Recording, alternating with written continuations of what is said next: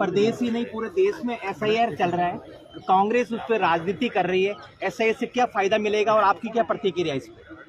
देखिए, निष्पक्ष चुनाव हो, शुचिता के साथ में चुनाव हो और मतदाता सूची का समय पूर्वक पुनरीक्षण होता रहे, ये जिम्मेदारी चुनाव आयोग की है और संविधान प्रदत्त अधिकारों के तहत चुनाव आयोग इस दायित्व को पूरा करता है। इस देश में अनेक बार इस तरह से स्पेशल इन्वेस्टिगेटिव रिव्यूज मतदाता सूची के हुए हैं।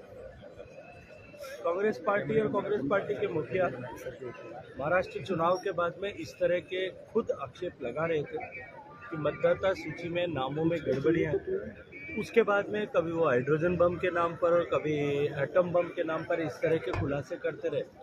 और जब स्पेशल इन्वेस्टिगेटिव रिव्यू इसको लेकर के प्रारंभ हुआ है, तब वो उसको लेकर के, जैसा आपने अपने प्रश्न में खुद कहा कि वो राजनीति कर रहे हैं, मुझे लगता है कि अब जब बिहार के चुनाव के बाद जनता ने स्पष्ट संदेश दे दिया कि न बांटने की राजनीति देश में चलने वाली है, न तोड़ने की राजनीति देश में चलने वाली है, न दुर्व्यवहार की राजनीति देश में चलने वाली है, देश में न परिवार की राजनीति चलने वाली है, केवल और केवल विकास की राजनीति और देश को विकसित करने के लिए प्रेरित और समर्पित राजनीति देश में चलेगी।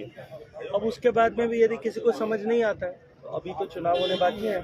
बंगाल में चुनाव होगा, अब उसके बाद के जितने चुनाव होंगे, असम में चुनाव होगा। मुझे लगता है कि बाकी बचे हुए शायद संदेश जनता एक बार फिर ऐसे लोगों को दे देगी। लेकिन अब गहलोत साहब ये कह रहे हैं कि 12 राज्यों में क्यों उत्तर प्रदेश में भी करवानी चाहिए थी। उनको कहिए कि चिंता नहीं करें, सभी राज्यों में होगा। अभी 12 में हुआ, 12 के बाद में शेष बचे हुए राज्यों में भी होगा। जब देशव्यापी प्रक्रिया चलती है तो चरणबद्ध तरीके से चलती है।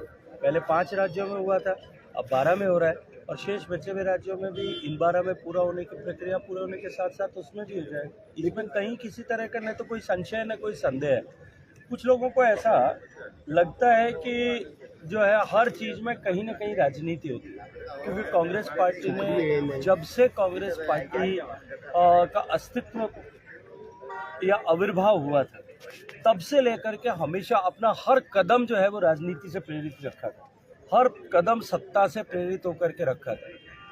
अभी प्रासंगिक है इसलिए बताना चाहता हूँ, वंदे मातरम गीत जब आनंद मठ में बंकिम दा ने लिखा, वो वंदे मातरम गीत जो लाखों स्वतंत्रता सेनानियों के लिए प्रेरणा बन गया, वो वंदे मातरम गीत जो स्वतंत्रता संग्राम का मंत्र बन गया, वो वंदे मातरम